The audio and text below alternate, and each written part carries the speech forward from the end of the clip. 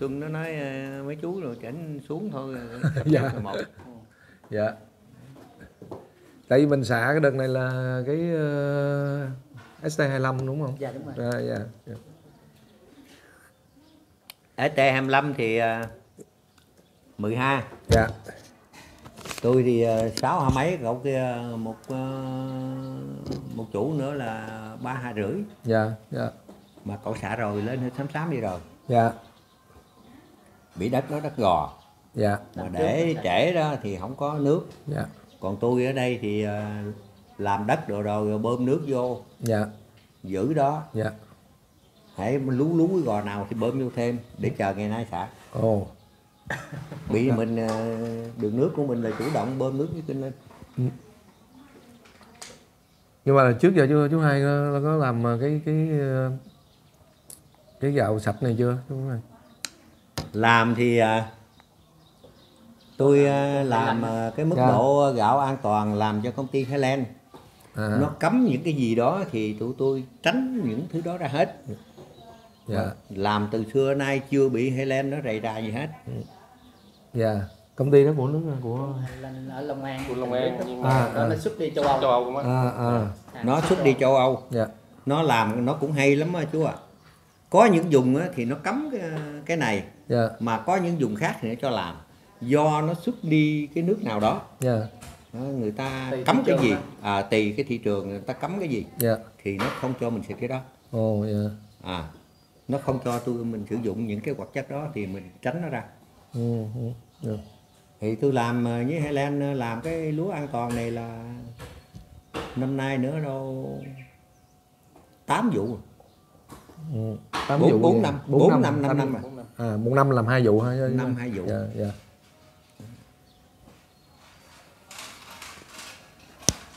Kính chào quý khán giả. Hôm nay mình đi về xã Bình Thạnh, huyện Hồng Ngự, tỉnh Đồng Tháp. Thì nay mình ghé thăm chú Hai là hợp tác xã. Chú Hai là giám đốc hợp tác xã Tân Thắng.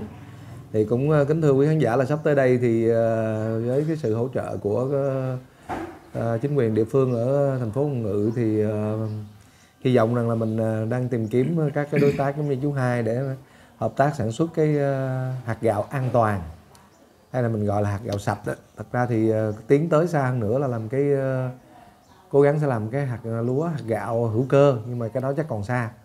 Nhưng mà đây là những cái bước đi đầu tiên. Thì hôm nay ghé thăm chú Hai thì sắp tới là mình làm 10 hectare đúng không Sơn? Đó.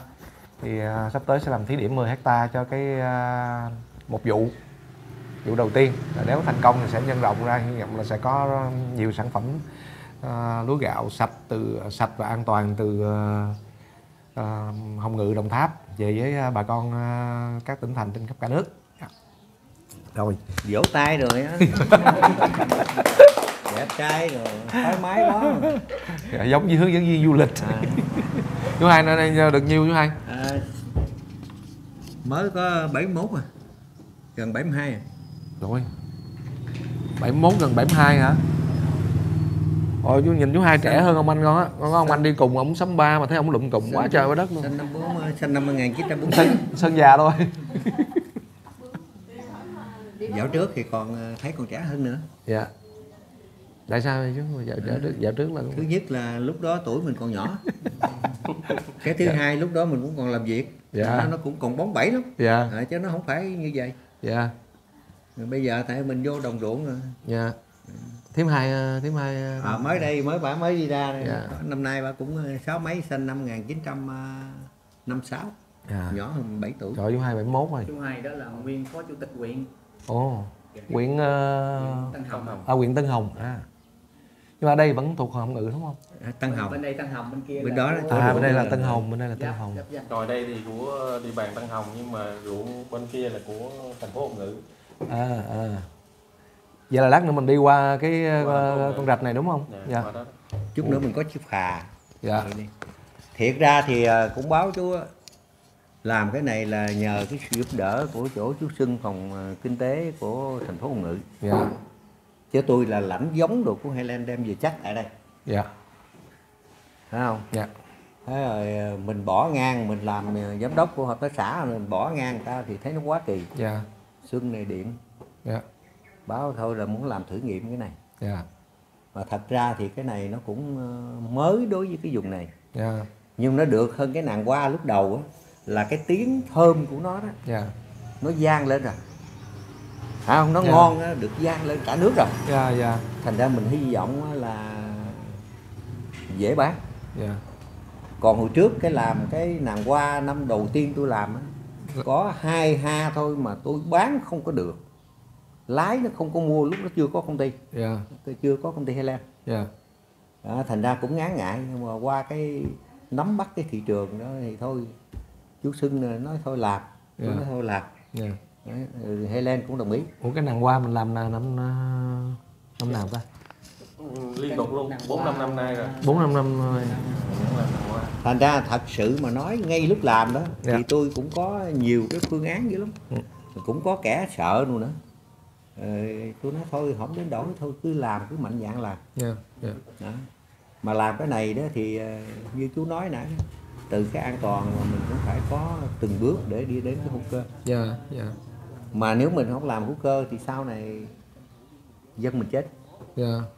Cái đó mình xác định vậy. Dạ. Nhưng mà muốn thay đổi từ cái mình đang sử dụng cái phân hóa học này mà trở thành cái hữu cơ thì cả một cái quá trình chứ không phải dễ. Mình cắt liền cái phân vô cơ, Dạ. thấy không, thì cái năng suất bị tụt ngay. Dạ. Trong khi thị trường của mình nó chưa có rộng được thì bà con ta không có làm. Dạ. Dạ. Mà chuyển thì chắc có lẽ là phải theo từng bước. Dạ. Phải không? Đưa hữu cơ vô từng bước để vừa cải tạo mà vừa có những cái vô cơ. Dạ. Để nuôi cái lúa của mình làm sao nó tương đối, nó giữ vững năng suất. Nó không bằng như cái vô cơ. Dạ. Nhưng nó cũng phải như thế nào đó để đảm bảo được. bán rồi để mình làm lúa là thu lợi bằng tiền mà, chứ Dạ. đâu phải ăn lúa. Dạ. Trời ơi, tôi làm lúa này chắc nuôi mấy ông này chắc vài ba năm được. Dạ. Ăn lúa không á. Dạ. Nhưng mà mình sẽ tiện. Dạ. Cho nên tính cái giá trị của nó. Nếu Dạ. tương đương với bà con làm ngày nay thì mình làm ok. Dạ. Thì bây giờ như bước đầu y như chú nói đó, thì tôi phải làm cái dạng vậy. Mình, nhưng mà cố gắng rồi tôi xài thêm, ví dụ như thuốc thì cũng phải xài một số sinh học. Dạ. Rồi cái thời gian cách ly trước thu hoạch đồ đó mình làm cho nó ngon lành chút. Dạ. Dạ. Nói tóm lại là theo cái hiểu biết thiển cận của mình đó, thì nói chung muốn mà làm cái nông nghiệp sạch, nông nghiệp an toàn, hoặc là tiến tới cao nữa là nông nghiệp hữu cơ, thì chắc chắn đó là xu hướng của toàn cầu rồi, chứ không phải riêng Việt Nam mình đó. Nhưng mà để làm được cái việc này nó phải cần là cả một quá trình đó. Có khi là tại vì cái vấn đề lớn nhất vẫn là phải là cơm áo gạo tiền, nó phải có sản lượng. Còn nếu mà bây giờ chuyển đổi cái khó khăn nhất của làm cái nông nghiệp sạch này á, và là nó cái chuyển đổi nó làm giảm cái năng suất, giảm sản lượng. Mà giảm sản lượng thì bà con nông dân là họ lập tức là ảnh hưởng thu nhập ngay.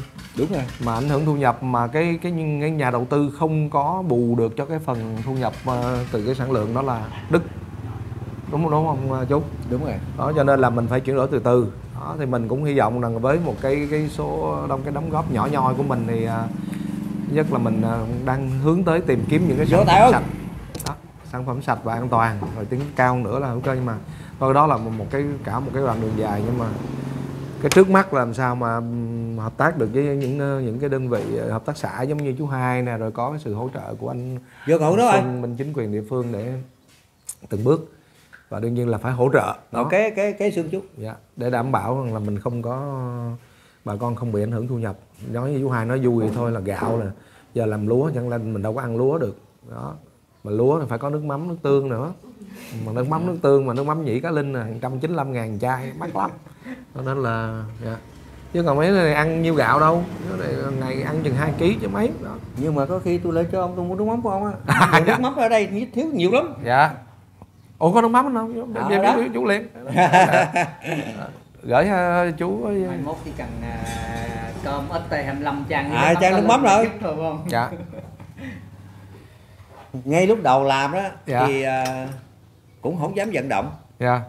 Bởi vì mình cũng chưa biết nó là sao. Rồi thôi là bậm gan rồi tính làm rồi tính. Dạ. Rồi sao mà mấy hôm sau rồi nghe chỗ Xuân nè nói Dạ. có chỗ chú có xuống để đi làm ba cái truyền thông rồi gì đó rồi Dạ. có nói chuyện. Dạ. Rồi thôi để hôm nào có hẹn hò với chú xuống. Dạ. Rồi thôi bữa nay mình hẹn xuống thì xuống. Dạ. Cũng cơ may hết nhưng mà Dạ.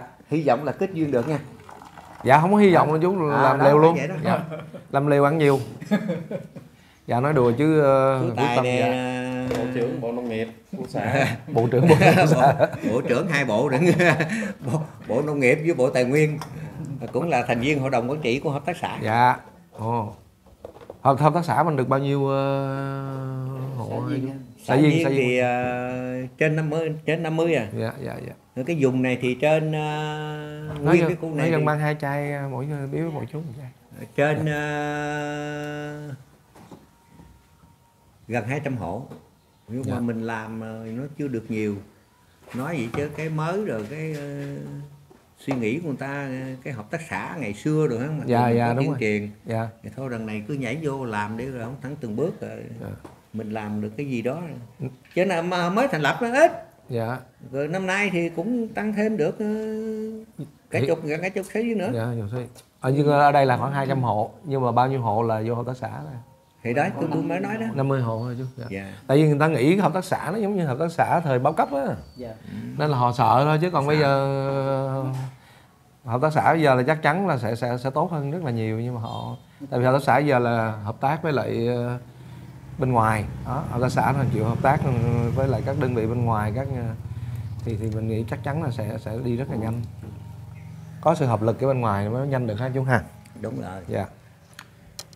Cái mình nói nó gắn kết mấy nhà, nó 3 nhà rồi gì đó, nhưng mà nó có một cái đó, bởi vì cái đầu tư cơ bản đó, hiện giờ đâu có doanh nghiệp nào nhảy vô nhưng mà với nông dân. Dạ. Rồi cái đó là cái lớn người dân. Dạ. Người ta cũng không có khả năng. Dạ. Bây giờ cái thị trường này thì nếu mà gắn kết lâu dài đối với cái nông nghiệp mà bắt cái ông doanh nghiệp đó, Dạ. ông gắn vô lâu dài cũng cả vấn đề. Ừ. Cái vốn của nó chôn thằng này lớn lắm. Dạ. Dạ, con hiểu rồi. Dạ. Đây coi như phải đi đường dài lắm á mới chịu nổi.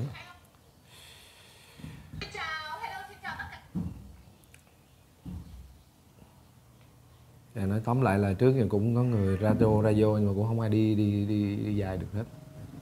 Dạ, không.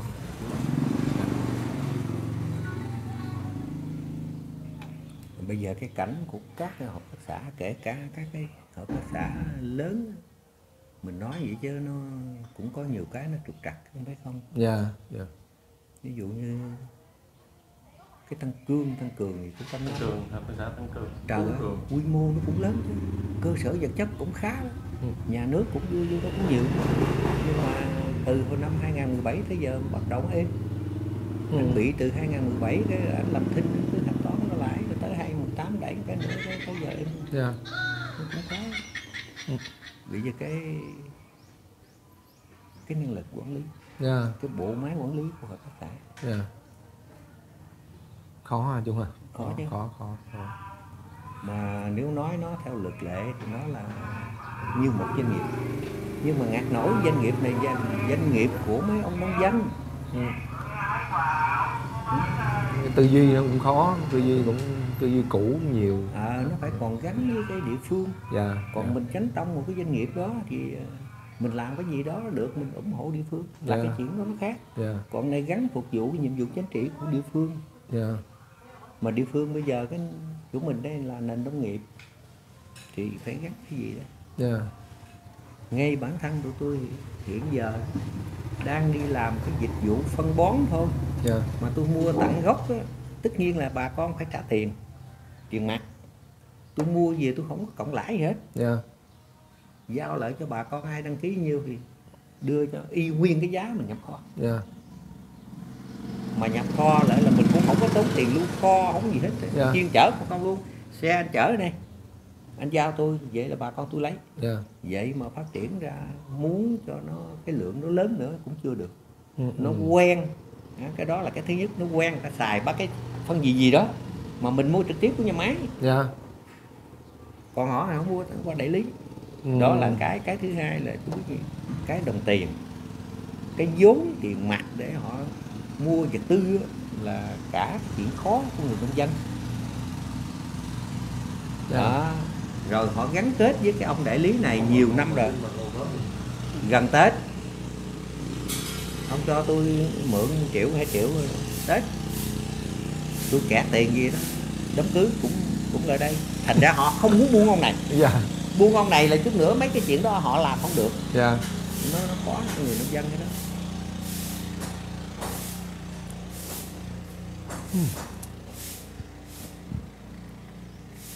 Nói chung là thấy vậy ha, nhưng mà không phải vậy. Tóm lại là tài nguyên nó cũng nằm ở đó, mọi thứ thì tiềm năng nó cũng nằm ở đó, nhưng mà để mà chuyển đổi nó thành một cái kết quả thực tế thì rất là khó. Nên là rất cần sự đồng hành của các cái nguồn lực từ bên ngoài nữa, hỗ trợ với cái nguồn lực địa phương. Thấy nói chuyện với chú Hai thấy chú Hai rất là tâm huyết. Nói vậy thôi, nhẹ nhẹ vậy thôi, chứ còn nhiều, còn có những niềm riêng còn chưa nói hết. Thôi mình đi hả chú Hai ha? Bây giờ mình qua bển, qua bển coi rồi có quay phim gì mà cha bữa nay đi đường bờ đó hơi khó để chơi. Dạ được hết chú Hai. Đây là toàn là đi rồi về mình mới coi cái chuyện gì đó mình bàn thêm ha không? Rồi. Tôi cũng ngoài ruộng mới vô đây chừng 10 năm chưa được 10 phút thì mấy chú tới đó. Ơi. Này. Đúng cái này là của ngay hôm cua rồi nè. Đây kính thưa quý vị các bạn thì đấy nè. Đó, hôm nay là mình xuống đây mình xạ với lại cái trên cái đồng của chú Hai nè. Đó, của đây chính hiệu là giống ST25. Cấp của công ty Hồ Quang, công ty Hồ Quang tức là công ty của chú Hồ Quang Cua đó. Hồ Quang Cua. Đó, chú Hồ Quang Cua thì hồi trước mình cũng có xuống, mình có quay một cái video rồi trao đổi nói chuyện với chú Cua rồi, nhưng mà mình cũng không nghĩ là tới một lúc mình lại có duyên mình làm lúa gạo nữa. Không chú Cua. Giống này là coi như là mình ok rồi. Dạ. Đó, giống này là ok rồi. Tại vì bây giờ cái một trong những hãng không? Cái này mình chơi tránh hãng rồi. Dạ, tránh hãng. Tránh hãng. Dạ, có xác nhận luôn của chú Cua đàng hoàng, nhưng mà để đó cho bà con thấy là với 10 hectare đầu tiên tại làm ở tại ở đây là thành phố Hồng Ngự, xã Bình Thạnh, thành phố Hồng Ngự, và làm với lại hợp tác xã của chú Hai thì hy vọng rằng đây là 10 hectare đầu tiên mà nó sẽ là một cái tiền đề để tiếp tục. Hy vọng rằng trong thời gian sắp tới sẽ còn nhiều rộng nữa, phát triển nhân rộng nữa trong năm 2021. Đây là những cái bao giống đầu tiên nè. Đó, bao giống đầu tiên ST25.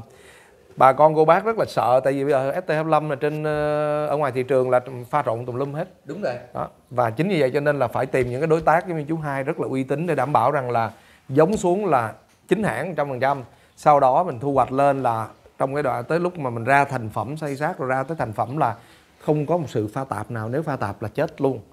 Đó, thì mình đang hướng tới là làm những cái sản phẩm đúng chất của ST25, và đương nhiên cái giá thành nó phải đủ để hỗ trợ để cho những người nông dân người ta có thể sống được. Đó, mong quý vị các bạn ủng hộ. Rồi bây giờ mình sẽ đi ra đồng. Tôi làm cái giống này tôi kỹ lắm. Dạ. Tôi xử lý thuốc chuột là cũng chơi nó. Tôi làm Hoa Tiên cũng vậy thôi. Dạ. Hoa Tiên năm nào tôi cũng phải 2 bao giống. Dạ. Để xử lý chuột. Chứ không xử lý là chịu không nổi. Dạ.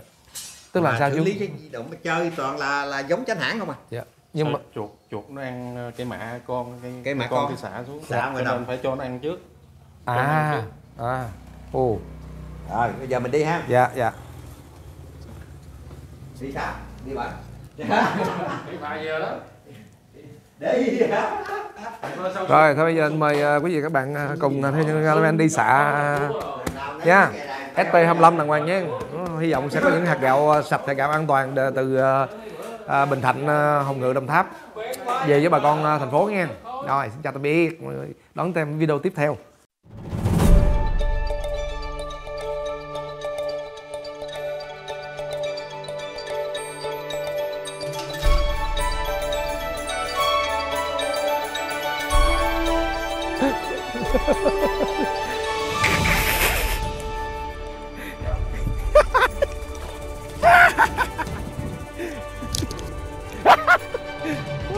Cười quá, người đẹp. Ai vậy? Ai cái nào tới vậy? Kéo mà chạy luôn á.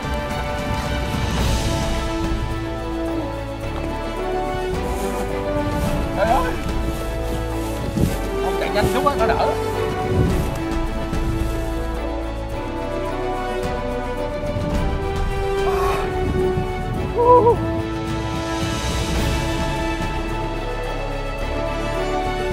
Đụng tới đâu là nước xuống tới đó.